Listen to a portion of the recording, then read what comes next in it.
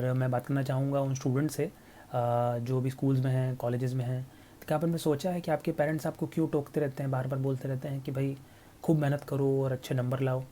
क्योंकि उन्हें डर लगा रहता है कि आप अगर अच्छे नंबर नहीं लाएंगे तो आपको अच्छी जॉब नहीं मिलेगी और उसकी वजह से आप इस समाज में फ़िट नहीं हो पाएंगे। ऐसा क्यों है? देखिए, जॉब और एजुकेशन अपनी जगह पर सही है, लेकिन क्या आप उस डर को देख पा रहे हैं? ये वही डर है जो आपके और हमारे पेरेंट्स को मजबूर करता है कि वो सुबह जल्दी उठें और जल्दी जल्दी भाग के जाएं अपने ऑफिस की तरफ, वो काम करें, चाहे कितना भी टाइम लगे, कितनी मेहनत लगे, उन्हें वो काम ख़त्म करना है। और इसी वजह से फिर वो पैरानॉइड होते हैं और आपको टोकते हैं, आपके पीछे पड़ जाते हैं कि आपको भी सिस्टम में फॉलो करना पड़ेगा, आपको स्कूल कॉलेज जाना पड़ेगा। बेसिक रीज़न क्या है ना, वो है आपका खुद का पैदा किया हुआ डर। This is self inflicted fear. और दूसरा है इग्नोरेंस। बेसिकली यही कारण है, यही फाइनेंशियल स्ट्रगल की पीछे का रीज़न है। इग्नोरेंस कहाँ से शुरू होता है?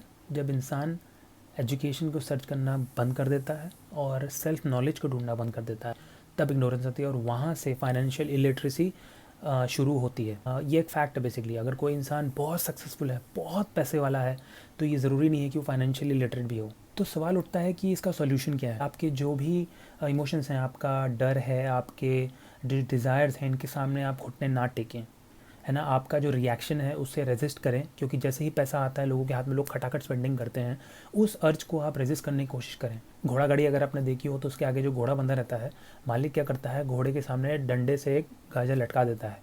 तो घोड़े को गाजर का लालच है और वो गाजर की तरफ भागता है और गाजर आगे बढ़ता जाता है। तो अंत में क्या होता है, घोड़े को कभी गाजर नहीं मिलती है, लेकिन टांगा एक शहर से दूसरे शहर पहुंच जाता है। अगर अपने आप इमोशंस पे काबू कर पाएँ, अपने डर, अपने जो डिज़ायर्स हैं, इन पे अगर आप काबू कर पाएंगे, तो आपको ये इल्यूजन समझ में आ जाएगा। ये जो महंगी महंगी चीज़ों का जो इल्यूजन है, ये जो गाजर है, आपको अगर पता चल गया तो आपके लिए नए दरवाजे खुलने शुरू होंगे अपॉर्चुनिटीज़ के। और लॉन्ग रन में फ्री लर्निंग एक बहुत बड़ा वेपन है, बहुत बड़ा फैक्टर है जो आपको आगे बहुत काम में आएगा। रिच डैड पुअर डैड के जो राइटर हैं, रॉबर्ट टी कियोसाकी, उन्होंने इस कंसेप्ट को माना और बचपन से फॉलो किया। उन्होंने कभी भी किसी के लिए पैसे के लिए काम नहीं किया। उन्होंने हर इंसान के लिए, जहाँ भी उन्होंने काम किया, फ्री में काम किया और कभी भी पे चेक या सैलरी के लिए उन्होंने काम नहीं किया। और आज वो मल्टी मिलियनर हैं यूएस के अंदर। और ये जो कंसेप्ट है, ये मेजॉरिटी सोच क्यों नहीं पाती है? वो इसलिए नहीं सोच पाती कि इस लेवल का थिंकिंग अचीव नहीं कर सकती मेजॉरिटी। वो सिर्फ वो जो रैट रेस है उसमें फंसी रह जाती है। आप खुद ही सोचिए, अगर आप एक मंथली सैलरी नहीं पाते हैं तो आपको सर्वाइव करने के लिए पैसा चाहिए। अगर आप कहीं भी फ्री में काम कर रहे हैं तो ऑटोमेटिकली वो मेहनत करते करते उस सिस्टम में आपको आइडिया आएंगे, नए नए आइडियाज़ आपको ऑटोमेटिकली आने लगेंगे धीरे धीरे समय के साथ, कि हम और पैसे कैसे कमा सकते हैं, है ना। देखिए, जो स्कूल का सिस्टम है वो सिर्फ एक मेंबर बनाता है, कंट्रीब्यूटिंग मेंबर बनाता है सोसाइटी के लिए। इससे ज़्यादा वो कोई काम नहीं करता और कोई कंट्रीब्यूशन नहीं है उसका। और स्कूल और कॉलेज जो है वो आपकी जर्नी का एंड नहीं है, वो एक्चुअली वो बिगनिंग है। वहाँ से आप सीखना शुरू करते हैं। हम चलते हैं 100 साल पहले यूएस में, शिकागो का शहर। वहाँ कुछ इम्पॉर्टेंट पीपल, दुनिया के सबसे बड़े लोग जो थे, इंडस्ट्रियलिस्ट, बड़े बड़े बिजनेसमैन जमा हुए थे एक मीटिंग के लिए। कौन कौन हुआ था मैं आपको उनके नाम बताता हूँ, उनकी पोस्ट बताता हूँ, जिससे आपको पता चलेगा वो कितने बड़े लोग थे उस समय। 1923 आई एम टॉकिंग अबाउट। तो सबसे पहले नाम आता है चार्ल्स श्वाब का, जो सबसे बड़ी, दुनिया की सबसे बड़ी स्टील, इंडिपेंडेंट स्टील कंपनी थी, उसके हेड थे। फिर नाम आता है सैमुअल इंसिल, वो प्रेसिडेंट थे सबसे बड़ी, दुनिया की सबसे बड़ी यूटिलिटी कंपनी के प्रेसिडेंट। फिर आता है हॉवर्ड हॉपकिंस, जो दुनिया की सबसे बड़ी गैस कंपनी के हेड थे। फिर Ivar Kreuger, president of International Match Company, जो दुनिया की सबसे बड़ी कंपनीज में से एक थी उस समय। इन्हें दुनिया का सबसे बड़ा अमीर, सबसे ज़्यादा अमीर आदमी माना जाता था उस समय। फिर आते हैं लियोन फ्रेजर, तो प्रेसिडेंट थे बैंक ऑफ इंटरनेशनल सेटलमेंट्स के। फिर आते हैं Richard Whitney, president of New York stock exchange. फिर आते हैं एल्बर्ट फॉल, जो उस समय के जो प्रेसिडेंट थे, उनकी कैबिनेट के मेंबर थे। तो ये आप जा समझ सकते हैं कितने इंपॉर्टेंट और कितने बड़े बड़े लोग थे। मैंने कुछ स्पेशल, कुछ कम खास लोगों के नाम लिए, बाकी और भी काफ़ी सारे लोग थे। नहीं, जितने भी इंपॉर्टेंट लोग थे उनके बारे में क्यों बात कर रहे हैं? अगर आपको लगता है कि बहुत सारा पैसा आप कमा लेंगे तो आपकी सारी प्रॉब्लम सॉल्व हो जाएंगी। इनसे ज़्यादा पैसा कमा लेंगे कि आप, अगर आप एक्चुअली सोचेंगे तो। बड़े बड़े दुनिया के सबसे बड़े कंपनीज़ के और बड़े बड़े इंस्टीट्यूशंस के हेड हैं। तो मैं क्यों बात करूँ उनके बारे में? क्योंकि ये लोग उस समय थे 1923 में, लेकिन 25 साल के बाद क्या हुआ, इनके पास तो बहुत पैसा था, तो ये तो बहुत ही पावरफुल लोग हुआ करते थे। तो इनके साथ क्या हुआ था 25 साल के बाद? मैं आपको बताता हूँ क्या हुआ था। चार्ल्स श्वाब के साथ, जो सबसे बड़ी स्टील कंपनी के मालिक थे, हेड थे, वो 25 साल के बाद पेनीलेस, मतलब गरीबी में मरे। जबकि उन्होंने लास्ट के 5 साल उन्होंने उधार मांगा और वो पेनीलेस होके मरे। फिर सैमुअल इनसुल जो सबसे बड़ी यूटिलिटी कंपनी के प्रेसिडेंट थे, उन्होंने वो फॉरेन कंट्री में गरीब हुए और वहाँ उन्होंने वहाँ उनकी मौत हुई। हावर्ड हॉब्सन जो लार्जेस्ट गैस कंपनी के हेड थे दुनिया के, वो पागल खाने में मरे, वो भी गरीब। उसके बाद इवार क्रूगर जो इंटरनेशनल मैच कंपनी, दुनिया की सबसे बड़ी कंपनीज में से एक, उसके जो प्रेसिडेंट थे वो उन्होंने सुसाइड किया क्योंकि उनके ऊपर मुकदमा हुआ था $100 मिलियन के घपलेबाजी का। फिर लियोन फ्रेजर जो बैंक्स ऑफ इंटरनेशनल सेटलमेंट्स के जो प्रेसिडेंट थे, उन्होंने सुसाइड किया। Richard Whitney New York stock exchange के जो प्रेसिडेंट थे, उन पे भी घपलेबाजी के आरोप लगे और उन्हें जेल हुई। फिर एल्बर्ट फॉल जो थे, जो मतलब प्रेसिडेंट के कैबिनेट के मेंबर थे, उन्हें भी जेल हुई क्योंकि उन पे भी घपलेबाजी के आरोप लगे। अब मैं ये सब बातें क्यों कह रहा हूँ, देखिए ज़रूरी नहीं है कि सब ने घपलेबाजी की है, लेकिन आपने ये देखा कि सब के सब गरीब होके मरे या जेल गए या सुसाइड किए या पागल खाने पहुँच गए। तो जब इतने बड़े लोग जितना पैसा कमा सकते हैं, जिनके पास इतना पैसा है, उनकी प्रॉब्लम सॉल्व नहीं हुई, तो आपको लगता है कि आपकी प्रॉब्लम सॉल्व हो जाएगी? देखिए ज़रूरी नहीं कि ऐसा हो, लेकिन इसके बहुत ज़्यादा चांसेस हैं कि बहुत सारा पैसा आपकी प्रॉब्लम सॉल्व नहीं कर सकता है। अगर आप फाइनेंशियल एजुकेटेड नहीं हैं तो पॉसिबिलिटी ही नहीं है कि बहुत सारा पैसा, कितना पैसा आपको दे जाए आपकी सारी प्रॉब्लम सॉल्व हो जाएंगी, ऐसा नहीं होने वाला है। कि इन पे जब 1929 के ग्रेट डिप्रेशन मार्केट क्रैश ने इफेक्ट डाला, तो बड़े से बड़ा आदमी, इतने बड़े बड़े आदमी लोग रोड पर आ गए।